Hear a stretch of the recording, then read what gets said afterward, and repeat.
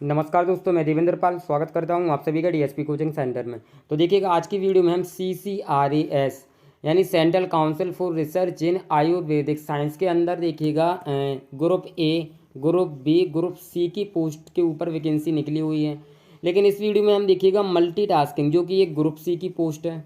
तो मल्टीटास्किंग का हम प्रीवियस ईयर पेपर सॉल्व करने वाले हैं इस वीडियो में। यदि आपने CCRAS मल्टीटास्किंग पोस्ट के लिए अप्लाई किया है तो ये वीडियो आपके लिए बहुत ही महत्वपूर्ण रहने वाली है, क्योंकि इस वीडियो में हम पूरा ओरिजिनल पेपर सॉल्व करेंगे, जिससे आपको आइडिया लगेगा कि इस प्रकार का पेपर आता है। और ये हमारा मॉडल प्रैक्टिस सेट फर्स्ट रहेगा और आपको हम डेली मॉडल पेपर यहाँ पर सॉल्व करवाने वाले हैं। तो आप हमारे चैनल को सब्सक्राइब करके ज़रूर रखिएगा। और इसका PDF आपको हमारे टेलीग्राम चैनल, व्हाट्सअप ग्रुप पर मिल जाएगा, लिंक डिस्क्रिप्शन में दे रखा है। ज्वाइन कीजिए, PDF को डाउनलोड कीजिए और सभी क्वेश्चन अच्छे से याद कीजिएगा। चलिए क्लास को स्टार्ट करते हैं। तो देखिएगा, क्वेश्चन नंबर फर्स्ट है हमारा, भारतीय संविधान का संरक्षक कौन है? तो कौन है? सुप्रीम कोर्ट है। ऑप्शन नंबर सी यहाँ पर हमारा राइट आंसर होगा। अब देखिएगा, सुप्रीम कोर्ट संविधान की व्याख्या करने वाली सर्वोच्च संस्था है। यह संसद व कार्यपालिका द्वारा बनाए गए कानूनों की जांच करता है कि वे संविधान के अनुरूप हैं या फिर नहीं हैं। यदि कानून संविधान के मूल ढांचे के विपरीत हो तो सुप्रीम कोर्ट उसे रद्द कर सकता है। संविधान के अनुच्छेद 32 के तहत यह मौलिक अधिकारों की रक्षा करता है, इसलिए सुप्रीम कोर्ट को संविधान का संरक्षक और व्याख्याता कहा जाता है। ये फैक्ट भी आप सभी को अच्छे से याद रखने हैं, ठीक है। चलिए हम बढ़ते हैं अगले प्रश्न की ओर। देखिएगा, क्वेश्चन नंबर सेकंड हमारा है, श्वेत क्रांति किससे संबंधित है? सो दूध उत्पादन से संबंधित है। श्वेत क्रांति दूध उत्पादन से संबंधित है। ऑप्शन नंबर ए हमारा यहाँ पर राइट आंसर होगा। अब देखिएगा, यहाँ पर श्वेत क्रांति का उद्देश्य दूध और दुग्ध उत्पादों के उत्पादन में वृद्धि करना था। इसे ऑपरेशन फ्लड योजना से जोड़ा गया था। और देखिएगा, भारत में इसे लागू करने के पीछे डॉक्टर वर्गीज कुरियन का बड़ा योगदान था, जिन्हें भारत के दूध वाले कहा जाता है। श्वेत क्रांति से भारत विश्व का सबसे बड़ा दुग्ध उत्पादक देश बन गया। इस क्रांति से ग्रामीण रोजगार, पशुपालन और सहकारी समितियों को भी मजबूती मिली। ये फैक्ट भी आप लोग अच्छे से याद रखेंगे। हम देखते हैं अगला प्रश्न। देखिएगा, योजना आयोग की स्थापना कब हुई थी? योजना आयोग की स्थापना कब हुई थी? तो ये 1950 में हुई थी, 1950 में हुई थी, ठीक है। ऑप्शन नंबर बी हमारा यहाँ पर राइट आंसर होगा। योजना आयोग का गठन 15 मार्च 1950 को हुआ। इसका उद्देश्य पंचवर्षीय योजनाएं बनाना और संसाधनों का उचित उपयोग करना था। इसके पहले अध्यक्ष प्रधानमंत्री जवाहरलाल नेहरू थे। भारत की पहली पंचवर्षीय योजना 1951 से 56 तक और हॉरेट डॉमर मॉडल पर आधारित थी। 2015 में इसे खत्म कर नीति आयोग यानी national institute for transforming India बना दिया गया। ये फैक्ट भी आप लोगों को याद रखने हैं, एग्जाम में पूछे जाते हैं। चलिए देखते हैं, विश्व पर्यावरण दिवस कब मनाया जाता है? विश्व पर्यावरण दिवस कब मनाया जाता है? तो ये 5 जून को मनाया जाता है। ऑप्शन नंबर बी यहाँ पर करेक्ट आंसर होगा। 1972 में स्टॉकहोम, स्वीडन में आयोजित पर्यावरण सम्मेलन के बाद इसे मनाना शुरू किया गया। 1974 से हर साल 5 जून को विश्व पर्यावरण दिवस मनाया जाता है। इसका उद्देश्य पर्यावरण संरक्षण के प्रति जागरूकता फैलाना है। हर साल एक थीम रखी जाती है, जैसे कि बीट प्लास्टिक पॉल्यूशन, ये 2023 की थीम है, इकोसिस्टम रिस्टोरेशन आदि। और आगे देखिएगा, इस दिन संयुक्त राष्ट्र संघ विभिन्न देशों में कार्यक्रम आयोजित करता है। ये फैक्ट भी आप लोगों को याद रखने हैं। चलिए देखते हैं क्वेश्चन नंबर 5, पुलकित झील किस प्रकार की झील है? पुलकित झील किस प्रकार की झील है? तो ये खारी पानी की झील है, आपको याद रखना है। Option number A correct answer होगा। देखिएगा, पुलकित झील भारत की दूसरी सबसे बड़ी खारे पानी की झील है। पहली चिल्का झील, जो कि उड़ीसा में है। यह आंध्र प्रदेश और तमिलनाडु की सीमा पर स्थित है। यहाँ प्रवासी पक्षियों का बड़ा ठिकाना है, खासकर फ्लेमिंगो। इसका उपयोग मत्स्य पालन और नमक उत्पादन में भी होता है। यह बंगाल की खाड़ी से जुड़ी एक लैगून झील है। ये फैक्ट भी भाई लोग याद रखना आप। चलिए देखते हैं नेक्स्ट। देखिएगा, आर्य समाज की स्थापना किसने की थी? तो दयानंद सरस्वती ने की थी 1875 में मुंबई तब बम्बई में स्थापित। संस्थापक की बात करें तो देखिएगा स्वामी दयानंद सरस्वती। इसका उद्देश्य था वेदों की ओर लौटो, यानी बैक टू वेद्स। मूर्ति पूजा, अंधविश्वास, जातिवाद का विरोध किया गया। शिक्षा, महिला उत्थान और समानता पर जोर दिया गया। इस आंदोलन से भारत में सामाजिक व धार्मिक सुधार हुए। ये फैक्ट भी आप लोग याद रखेंगे। देखिएगा क्वेश्चन नंबर 7, केंद्रीय सतर्कता आयोग सीवीसी की स्थापना कब हुई? तो ये 1964 में हुई। ऑप्शन नंबर ए यहाँ पर करेक्ट आंसर होगा हमारा।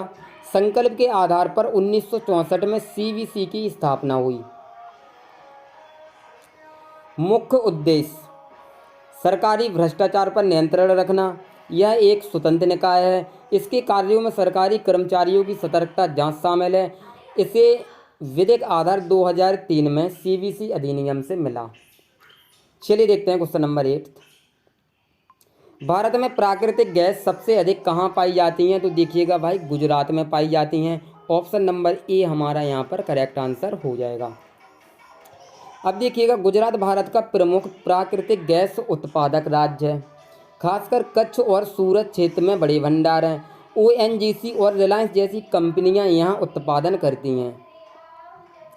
गैस का उपयोग बिजली उत्पादन, उद्योग और घरेलू उपयोग में होता है। असम और मुंबई हाई भी प्रमुख क्षेत्र हैं, लेकिन उत्पादन में गुजरात सबसे आगे हैं। ठीक है, ये फैक्ट आप लोगों को अच्छे से याद रखने हैं। चलिए देखते हैं क्वेश्चन नंबर 9।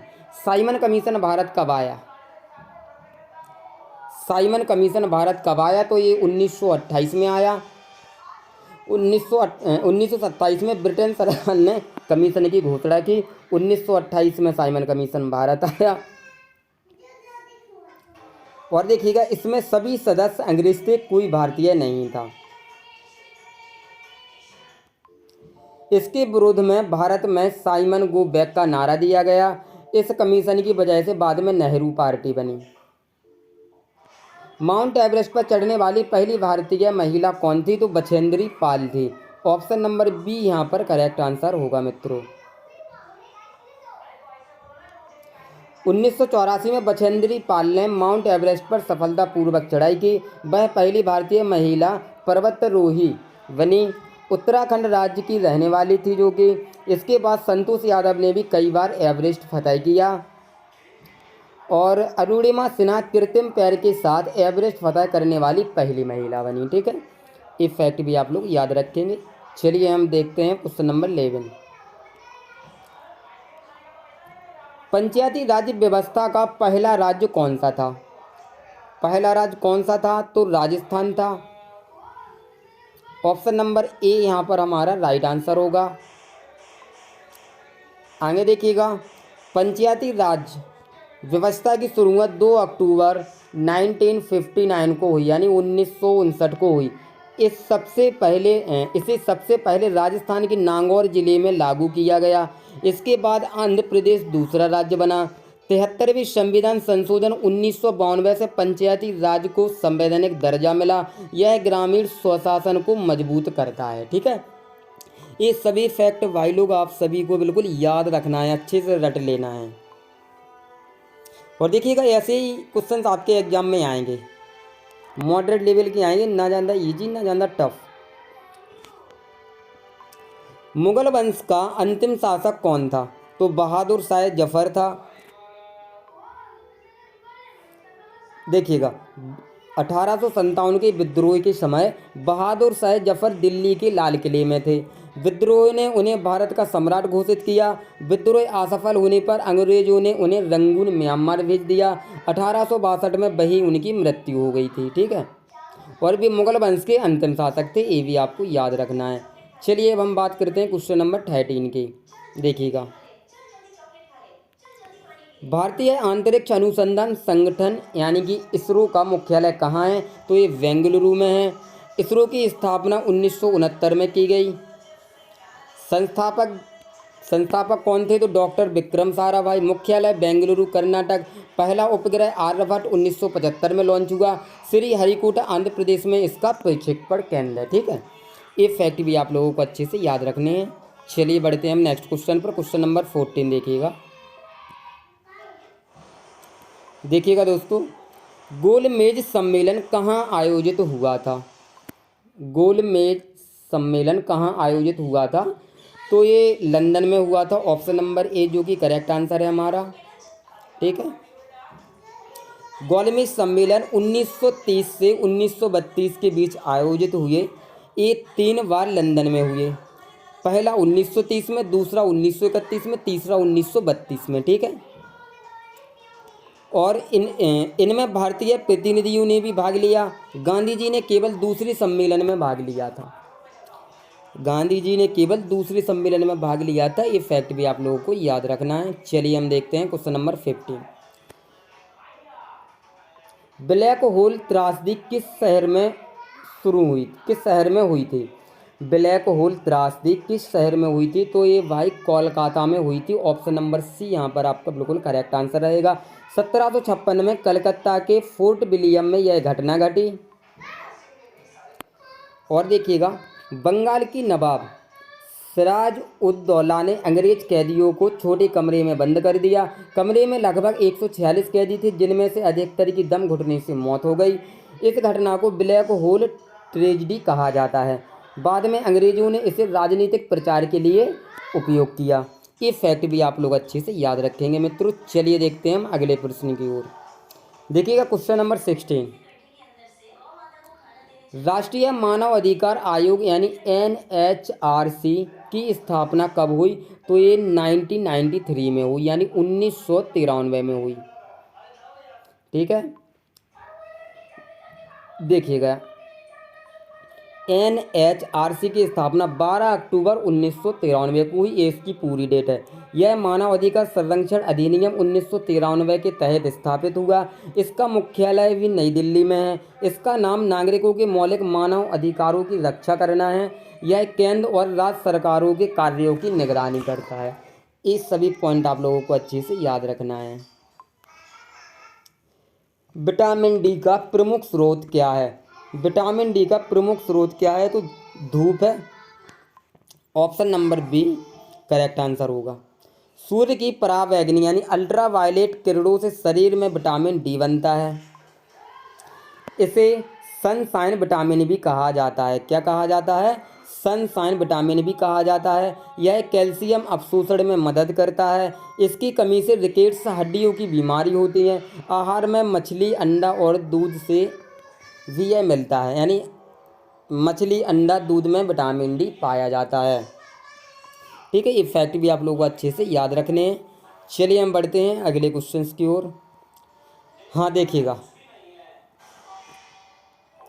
पृथ्वी दिवस कब मनाया जाता है? पृथ्वी दिवस कब मनाया जाता है? तो ये 22 अप्रैल को मनाया जाता है दोस्तों। कब? 22 अप्रैल को। ऑप्शन नंबर ए यहाँ पर करेक्ट आंसर होगा।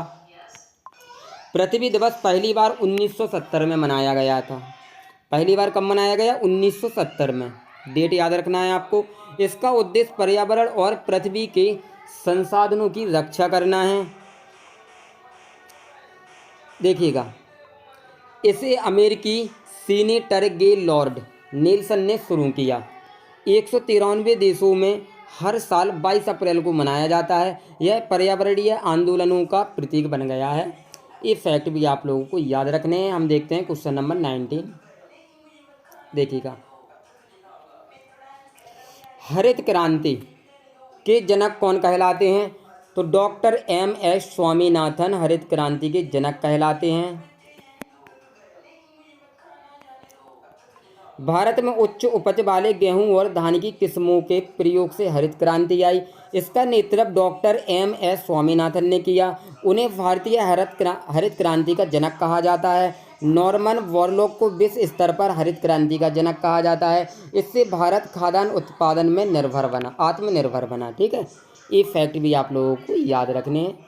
चलिए हम देखते हैं क्वेश्चन नंबर 20। देखिएगा, शून्य की खोज किसने की थी? शून्य की खोज किसने की थी? तो ब्रह्मगुप्त ने की थी। ब्रह्मगुप्त 598 ईस्वी से 668 ईस्वी तक महान एक गणितज्ञ थे। इन्होंने शून्य को अंक के रूप में परिभाषित किया, शून्य की गणना और अंकगणितीय क्रियाओं का वर्णन पहली बार किया। उनकी प्रसिद्ध पुस्तक ब्रह्मस्फुट सिद्धांत है, ठीक है। और देखिएगा, भारतीय गणित ने विश्व गणित को शून्य की अवधारणा दी। ये फैक्ट आप लोगों को अच्छे से याद रखने हैं। हम देखते हैं क्वेश्चन नंबर 21। भारत का सबसे बड़ा वन्य जीव अभ्यारण्य कौन सा है? तो मानस अभ्यारण्य है। मानस वन्यजीव अभ्यारण्य असम राज्य में स्थित है। यह यूनेस्को की विश्व धरोहर सूची में भी शामिल है।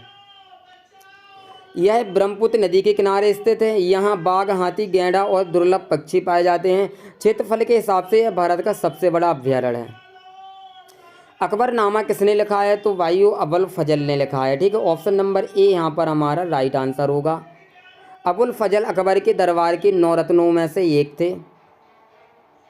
उन्होंने अकबरनामा लिखा, जिसमें अकबर के शासन का पूरा विवरण है। यह 3 खंडों में लिखा गया। तीसरा खंड आइन ए अकबरी कहलाता है। इसमें प्रशासन, कर व्यवस्था और संस्कृति का विवरण है। Question number 23। संयुक्त राष्ट्र संगठन यूएनओ का मुख्यालय कहाँ स्थित है? तो न्यूयॉर्क में स्थित है। यूएनओ की स्थापना 24 अक्टूबर 1945 को हुई। इसका मुख्यालय न्यूयॉर्क अमेरिका में है, ठीक है। और सदस्य देश 193। उद्देश्य शांति, सुरक्षा, मानवाधिकार और सहयोग बढ़ाना। 24 अक्टूबर को संयुक्त राष्ट्र दिवस मनाया जाता है। ये भी आप लोगों को याद रखना है। चलिए बढ़ते हैं हम अगले क्वेश्चन की ओर। हाँ देखिए, क्वेश्चन नंबर 24। भारतीय रिजर्व बैंक यानी आरबीआई का राष्ट्रीयकरण कब हुआ था? तो ये 1949 में हुआ था, ठीक है, 1949 में। ऑप्शन नंबर सी यहाँ पर हमारा करेक्ट आंसर होगा। आरबीआई की स्थापना 1 अप्रैल 1935 को हुई थी। इसका मुख्यालय पहले कोलकाता में था, बाद में मुंबई शिफ्ट हुआ। 1 जनवरी 1949 को आरबीआई का राष्ट्रीयकरण हुआ। यह मौद्रिक नीति और मुद्रा प्रबंधन करता है। गवर्नर आरबीआई का प्रमुख होता है, ठीक है। चलिए देखते हैं क्वेश्चन नंबर 25। कायाकल्प पुरस्कार किस क्षेत्र से जुड़ा है? कायाकल्प पुरस्कार किस क्षेत्र से जुड़ा है? तो ये स्वास्थ्य सेवा से जुड़ा है। किससे? स्वास्थ्य सेवा से जुड़ा है। ऑप्शन नंबर बी यहाँ पर करेक्ट आंसर होगा हमारा, बिल्कुल। अब देखिएगा, कायाकल्प पुरस्कार स्वास्थ्य मंत्रालय द्वारा दिया जाता है।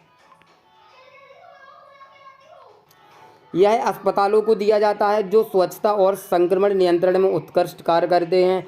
उद्देश्य स्वच्छ भारत अभियान को बढ़ावा देना। यह जिला अस्पतालों, सामुदायिक स्वास्थ्य केंद्रों आदि को दिया जाता है। इससे सरकारी स्वास्थ्य सेवाओं की गुणवत्ता सुधरती है। तो देखिएगा, इस क्लास में हम CCRAS MTS का जनरल अवेयरनेस का पेपर कंप्लीट कर चुके हैं, ठीक है। और ये प्रीवियस ईयर पेपर है आपका, और ऐसे ही क्वेश्चंस आपको एग्जाम में देखने के लिए मिलेंगे। यदि आप डेली क्लासेस चाहते हो, आप डेली एक प्रैक्टिस सेट चाहते हो उसका, तो आप हमें कमेंट ज़रूर करें। आपको डेली एक प्रैक्टिस पेपर लेकर आएंगे, प्रैक्टिस सेट लेकर आएंगे, जिसमें देखिएगा आपका जो मैथ रहेगा, मैथ का भी प्रैक्टिस सेट लेकर आएंगे। रीजनिंग, इंग्लिश और जनरल अवेयरनेस आपका जीके, ठीक है। इन सभी के आपको यहाँ पर प्रैक्टिस पेपर सॉल्व करवाए जाएंगे। और यदि आप चाहो कि हमें टॉपिक वाइज पढ़ना है, तो टॉपिक वाइज भी आपका सिलेबस कवर करवा देंगे। आप केवल कमेंट कीजिए। और यदि आपने अभी तक हमारे चैनल को सब्सक्राइब नहीं किया है, तो हमारे चैनल को सब्सक्राइब कीजिएगा, ताकि हमारे वीडियोज़ का नोटिफिकेशन आप सभी को मिलता रहे। और इस PDF के लिए आप हमारे व्हाट्सअप ग्रुप, टेलीग्राम चैनल को ज्वाइन कर सकते हो। लिंक डिस्क्रिप्शन में दी गई है, वहाँ से ज्वाइन कीजिएगा, PDF को डाउनलोड कीजिएगा और एक बार सभी क्वेश्चन अच्छे से याद कर लीजिएगा। चलिए, अगर क्लास अच्छी लगी हो तो वीडियो को लाइक, शेयर, कमेंट जरूर करें। और चैनल पर नए हो तो चैनल को सब्सक्राइब कर लें। चलिए मिलते हैं नेक्स्ट वीडियो में। जय हिंद, जय भारत, बेस्ट ऑफ लक।